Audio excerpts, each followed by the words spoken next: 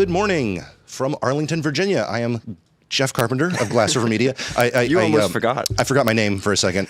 Well, what I forgot was, am I saying my name first or where we are first? And where we are is Glass River Media. Who I am is Jeff Carpenter, and who you are is Ronan Coolbaugh. Right? Did I get it right? Yeah. Well, yeah. That is my name. See, double checking. Yeah. It's early. The issue with what you said is I was wondering if you were talking to me or if you were talking to our audience. Yeah, it's kind of confusing. And yeah, I was like, well, because I'm Ronan Coolbaugh, that doesn't mean everyone else watching is also Ronan Coolbaugh. Well, Ronan, don't speak too soon. We have not checked. Our audience might be consistent, just all Ronans. There are Facebook pages. Has anyone ever reached out to you for like the All Ronans Facebook page? No. Because I got approached once with someone with like my same first and last name. They were like, all the Jeff Carpenters of the world have a page, and they're like, you want to be in our Facebook page? And I ignored that because I want to feel unique. I mean, you could wake up every morning and be like, "Hi, Jeff Carpenter," and then everyone else on there would be like, "Good morning, Jeff Carpenter." Small tangent. My wife got her email address. It's her name at gmail.com, right? Yes. And apparently, other women in America who have her name think that's their email address. She will get like doctor's reservations and like restaurant things, Amazon orders. It's like these people go to the doctor and they're like, "What's your email address?" They're like, "Well, it's probably my name at gmail.com. They just guess. I don't know. She's gotten very sensitive information sent to her. It's bizarre. And I guess that's why you shouldn't use your full name. Well, unless you like the entertainment value. It has been, she finds it a little annoying, but I find the stories amusing. Speaking of amusing, we have a guest for the second time ever. What have we been doing this, like 2 months now? And finally, people have decided to drop on by. This is Dan da Silva. For everyone who has been a regular watcher, we talk all the time about how we're Glass River Media here at Venture X. Mm-hmm. This is Venture X. This is Dan da Silva is the owner-operator here. And for everyone who doesn't know, this is an entire floor. You only see our little corner of the woods here, but we have an entire floor of, what do you call them, coworkers, guests? Members. Members? Yeah. Members. So just describe what goes on up here. I've mentioned it a few times, but tell me what's on the 7th floor here. Yeah, on the 7th floor is our company, Venture X Arlington, and we are a franchisee of a company called Venture X, based in West Palm Beach, Florida. Mm-hmm. They're a global co-working flexible office space brand present in the United States, Canada, Mexico, Spain, UAE, you name it, keep expanding around the world. So yeah, we are here because I went to an event in Dallas, Texas at a Venture X, and that's when I became familiar with it, and ended up finding out about the one in Arlington, and it's just they're everywhere. We got an email, a new one's opening up like last week, like they're in Mosaic District. They're spreading. This week. So Fairfax, our friend Richie Parsons is opening site in Fairfax. He already owns one in Loudoun County, and then after Labor Day, we should have another one opening in Adams Morgan. So wow. Expanding quite a bit in this region. Dallas is still the biggest. For some reason, Dallas is the biggest region, full of. I think they have 8 Venture X's. Oh wow! In the so you're saying it's no accident that's where? Yeah, exactly. Yeah. It's impossible to not run into one in Dallas. Yeah. So tell me about your world. In our world, COVID was crazy. We used to go places with cameras all the time, and then all of a sudden in COVID, people were like, "We're streaming, we're Zooming, do stuff on computers." Yeah. And as we came out of it, there's like a blend, and that's kind of what this space represents to us, is that the old way of we have to come to you is dead. Yeah. The people are working at home, they're working different places, they're working at coffee shops, and like they need something more. And so from the video world, we're trying to provide that. Is that basically what you're doing on a grander scale? Yeah, and the concept of co-working has existed now for about 25, 30 years. And we've evolved where we're actually calling it now flexible office space, of which co-working is just one part of it. And if you come over to our site here, and I know you've seen it, we have an open work area right outside here, your office, and that open area is what was known as co-working. People come in, they have shared desks, they have dedicated desks, they have a community area. Big room. Just sit, big room. Yeah. And then co-working evolved to satisfy the needs of the members. to offer also private office space. So why do we call it flexible office space? Because you don't have to do what you normally would have to do to rent or lease an office from a building. You don't have to sign a lease agreement that is 10 years long. You don't have to do your own build out, put your furniture in. You basically get here, you sign it today, 30 minutes later you're in, you have your Wi-Fi, all your utilities are taken care of. So it's a concept that is really flexible. You start when you want, you end when you want. And it can be a month-to-month basis, can be a long-term agreement. It's up to you. Yeah, everyone who visits us who has been to our old office, when they come in, they're like, oh, well, this is smaller. And I immediately start telling them all the reasons that's better for me. Exactly. They're like, this is less space. I'm like, yeah, but I'm not responsible for my bathroom. There's a kitchen out there that I don't have to clean. Exactly. There's a... You don't have to, don't have to put anything in there. You have coffee available to you and your customers. Parking is no longer, that's not like right outside my door. It's downstairs, which is out of the way. Yeah. We have shrunk, and I am enjoying it more. Yeah, there you go. Yeah. So, but I think COVID. You asked about COVID, and just like you had to go through the fact that everybody all of a sudden thinks of themselves as video producers. Yes. With the little webcam on top of their computer. We had to contend with the fact that everybody then thought their living room or their bedroom was their office. So it was a difficult time for all commercial real estate. But the advantage that we have is that now that everybody's coming back into more of a hybrid work environment, no company wants to sign a long-term agreement and build an entire office. They're skittish. So this is we've experienced 40% growth over last year. Wow. Year over year this month. So that's just the market recovering here. Yeah, I read a lot of opinions online. Some people are very adamant that work from home is like the best thing ever. Like I'm never commuting again. I'm never going to the office.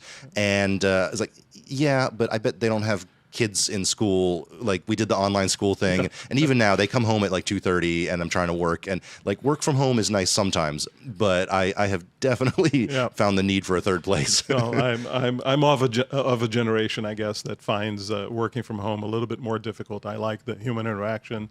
I like having a break between home life and work life, so that commute, even though for me it's only 15 minutes, that commute really helps to break it apart. The great thing about, like you said, Venture X is everywhere is I don't mind a commute. I don't want like an awful commute, but there's the options like let's all commute 15 minutes instead of an hour. It used to be everything around here was an hour, and getting here now is a lot easier than a lot of my old jobs. Yeah.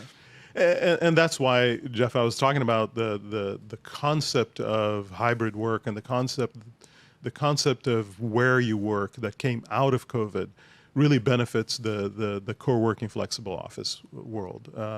My colleague, that as I was just mentioning, Richie, who owns 2 locations now, Loudoun and Fairfax, his Loudoun location is 100% full. Wow. And one of the reasons is people that used to commute from Loudoun to D.C. are no longer having to come to D.C. to their office, but they want to have an office. So either their company decided to pay for an office in Loudoun, or they're paying it themselves so they can get out of the house, have a place to put all their papers, have the tranquility of not having kids screaming, dogs barking. For our non-DC viewers, what he's describing is Loudoun County is a somewhere between 40-minute and 2-hour commute to DC, depending on how you do it, or when you do it. So yeah, I can absolutely see that being the very first place that are like, wow, we don't have to drive. Like that, I can see why that's popular. Yeah, there. Very, very popular. I had a surprise question that I just thought of. When we moved the studio in here, we had kind of like a 3-week plan.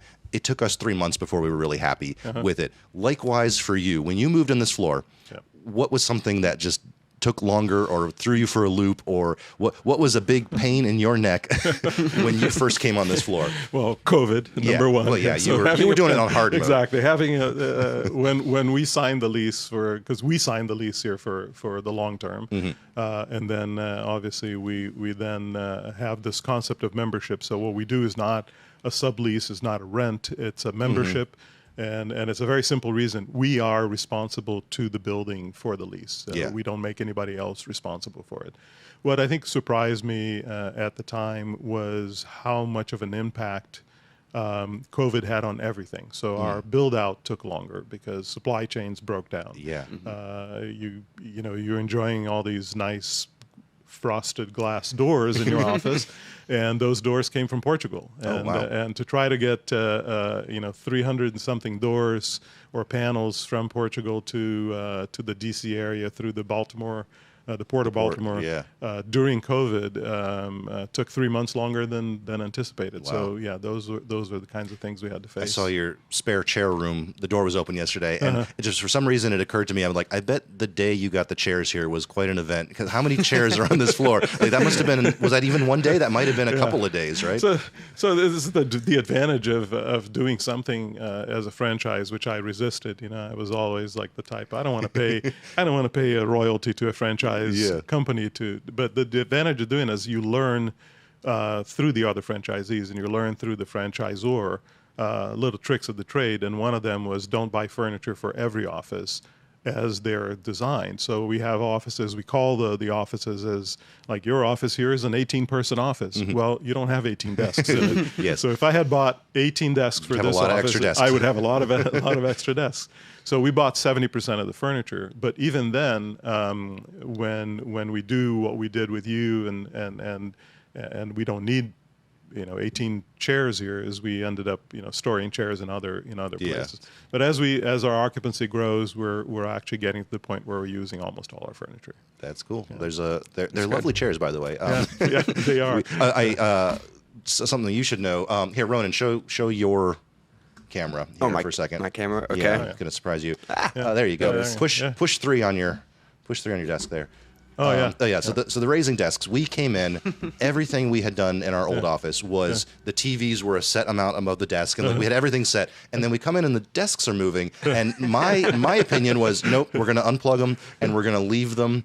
We're going to do everything the way we did before. We're just going to unplug the desks. Well, Ronan here became addicted to this, and he loves standing. He loves to work standing, and so it has a memory function that you can actually set. That's his height. That's his standing height. If you'll notice there, the television is just barely viewable at his standing height. And now go ahead and hit 1 again. But it is still usable at 1. Yeah, that was one of the things that threw me for a loop, is we had to figure out how to do all of our tech so that the desks make sure the could cables move. Because I was willing to give up on it, but Ronan was like, nope, I love it so much. And these are the kinds of things, Jeff, and you're a business owner, and my wife and I, as we were planning this, you kind of make these decisions, and you never know how they're going to pan out. Yeah. One of them was we had an option through an agreement with Vari. I'm going to put a little plug here for the company. The furniture. The furniture company. And they used to be called Varidesk. You might have seen it, like their early advertisements where they had this thing you could put on your desk and vary the height of the desk. And then now they're a full commercial furniture company. And we had the option to get the electric sit-to-stand desks, which were significantly more expensive than the fixed desks. But we thought we wanted to differentiate ourselves. We are closer to DC. We thought we're going to attract a professional type of clientele. We wanted the windows frosted. We wanted the best furniture possible. So, we went for it, and it paid out. Well, Ronan is its biggest fan. So good. Okay, Ronan, thank you. Appreciate you appreciating us. Yeah. Speaking of Ronan, something we do here is Ronan usually has a little article for me to look at, and he's prepared one for us today. I don't know what it is, but let's show it up on the TV here, Ronan. So today it's pretty regional news, since we are in DC. Regional? Like okay. We all said, it's something about DC. And today it's coming up on the back screen. All right, to take a look here. All right, Senator welcomes moose and bear to her office at the U.S. Capitol. Yep. All right, Ronan, first of all, put that full screen for a second. I think the audience really needs to see this moose.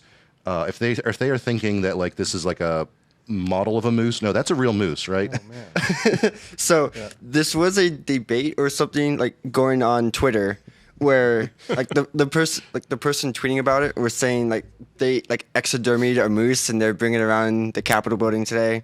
Well, a couple hours later they said it was actually a stuffed moose. Okay. So it's not a taxidermied moose. Oh, it's not real? No, it's not real. Well, it looks very real. I'm not a moose. It looks expert. big. Yeah. So this is one of the Congress people, one of the senators from New Hampshire, and they were doing a like an event yesterday. So yeah, Tuesday they were bringing the moose and the bear. Let's see the bear. There's the bear. It's a bear. Kodak the bear. So yeah, they're bringing the senator from New Hampshire was bringing the moose and the bear around the Capitol building on Tuesday, and on Wednesday they were doing an event. I don't really know exactly what the event was. They kept calling it like the 12th experience. Yeah, we'll host the 12th experience. New Hampshire. Okay. So I that's have no something- clue what exactly that means, but So I was talking about the logistics of bringing a bunch of chairs in. What do you think the logistics are bringing a moose into an office building? Yeah, that's well, I mean, as you saw, they needed a cart thing, and then cart. this is the bear going into an It elevator. fits in the elevator. Okay. So- If it fits in the elevator, you're good. What do you say, Dan? Do we need some stuffed wildlife out in your lobby? I think I'm gonna work on stuffed wildlife, and since I hail from Brazil and my wife from Africa, we're gonna choose lot of something that options is there. we have a lot of options. yeah.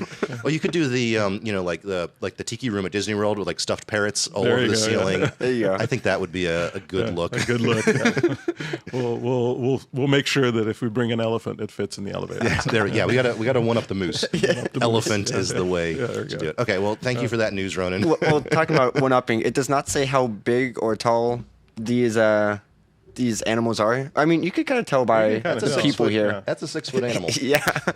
And I just got to say that guy in the glasses there, he drew the short straw. And he ended up with the back part of the moose. Yeah, you want the front. You definitely want the front of the moose.